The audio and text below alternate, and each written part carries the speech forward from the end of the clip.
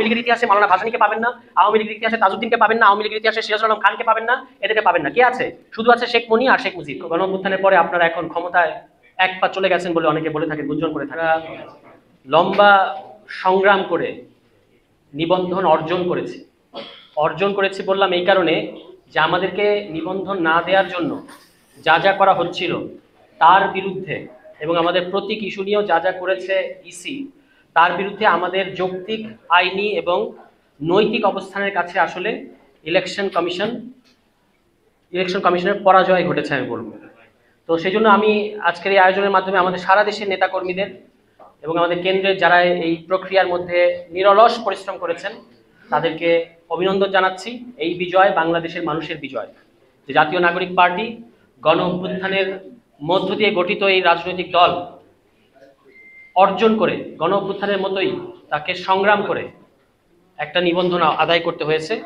এই আনন্দের দিনে আমরা এই ব্যর্থতার পশরা কেন সাজালাম, এইটা হচ্ছে প্রশ্ন হইতে পারে।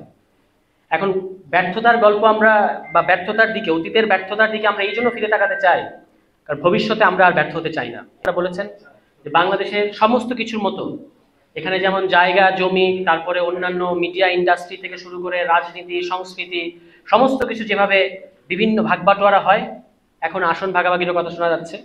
একইভাবে বাংলাদেশের ইতিহাসও কিন্তু বিভক্ত, দলীয় দৃষ্টিকোণ দ্বারা নিয়ন্ত্রিত। আমাদের কোনো জাতীয় ইতিহাস নাই এবং এই কারণে আপনি দেখবেন এক দল ক্ষমতায় থাকলে সরকারি ছুটি একদিনে, আরেক দল ক্ষমতায় থাকলে সরকারি ছুটি আরেক দিনে। 7 নভেম্বরকে এক দল দেখে আরেকভাবে, আরেক দল দেখে আরেকভাবে।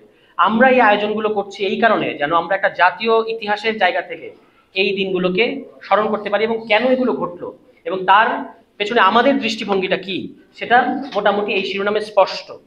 যে বিপ্লব ও সংহতি দিবস বলেন আর যাই বলেন, খেয়াল করবেন ঘোষণাপত্র করেছেন তারা একটা, জুলাই ঘোষণাপত্র।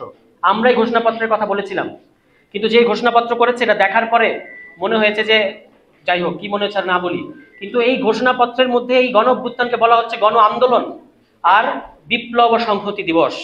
তো বিপ্লব ও সংহতি দিবস মানতে আমাদের কোনো সমস্যা নাই, কিন্তু এই গণ অভ্যুত্থানকে আপনারা বিপ্লব দূরে থাক গণ আন্দোলনও বলতে চান না, এটা কেমন ধরনের সংকীর্ণতা? যেই গণ অভ্যুত্থানের পরে আপনারা এখন ক্ষমতায় এক পা চলে গেছেন বলে অনেকে বলে থাকেন, গুঞ্জন করে থাকেন। এখন আমাদের এটা কেন ঘটে বারবার? কেন বাংলাদেশের ইতিহাসে এইরকম রক্তাক্ত ইতিহাসের মধ্যে আমরা কেন বারবার পড়ে যাই? এটাই হচ্ছে আমাদের দেখার বিষয়।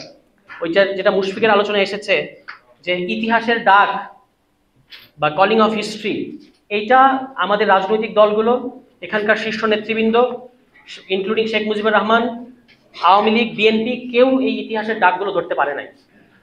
আপনি দেখবেন যে প্রফেসর রাজ্জাক শেখ মুজিবুর রহমান সম্পর্কে একটা আফসোস প্রকাশ করেছিলেন যে ইতিহাস তাকে, অবশ্যই আব্দুর রাজ্জাক তার নিজস্ব ভাষায় বলেছেন যে ইতিহাস তাকে স্টেটসম্যান হওয়ার সুযোগ দিয়েছিল, উনি হইতে গেলেন আওয়ামী লীগের একটা আওয়ামী লীগও না, ছাত্রলীগকে উনি বিভক্ত করেছেন, বিভক্ত করে ছাত্রলীগের একাংশকে উনি সমর্থন দিয়েছেন, আরেক অংশকে বিদ্রোহী বানিয়েছেন। এবং এই যে বিভক্ত করা, ভাগ করার রাজনীতি, এটা উনি সেনাবাহিনীর মধ্যে ঢুকিয়েছেন এবং এটা উনি সমস্ত জায়গায় ঢুকিয়েছেন, মুক্তিযোদ্ধাদের মধ্যে ঢুকিয়েছেন, আমলাতন্ত্রের মধ্যে ঢুকিয়েছেন, দলের মধ্যে ঢুকিয়েছেন। হেন কোনো জায়গা নাই যেখানে ভাগ করা হয় নাই। এবং এটাই হলো বিভক্তি আর গঠন একসাথে থাকতে পারে না।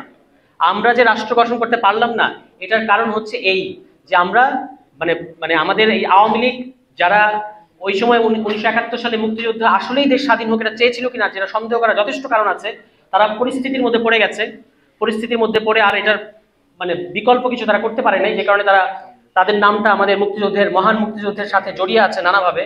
কিন্তু দেশ স্বাধীন হওয়ার পরেই কি সবাইকে ইনক্লুড করা দূরে থাক, তারা তো তাদের দলকেই, পুরো দলকেই আসলে ইনক্লুড করতে পারে না। যে কারণে আমি অনেকবার বলেছি যে আওয়ামী লীগের পক্ষে জাতীয় ইতিহাস লেখা দূরে থাক, পরিষ্কারভাবে সুন্দর মতো একটা দলীয় ইতিহাস লেখা সম্ভব না। আওয়ামী লীগের ইতিহাসে মাওলানা ভাসানীকে পাবেন না, আওয়ামী লীগের ইতিহাসে তাজউদ্দিনকে পাবেন না, আওয়ামী লীগের ইতিহাসে সিরাজুল আলম খানকে পাবেন না, এদেরকে পাবেন না। কে আছে? শুধু আছে শেখ মনি আর শেখ মুজিব।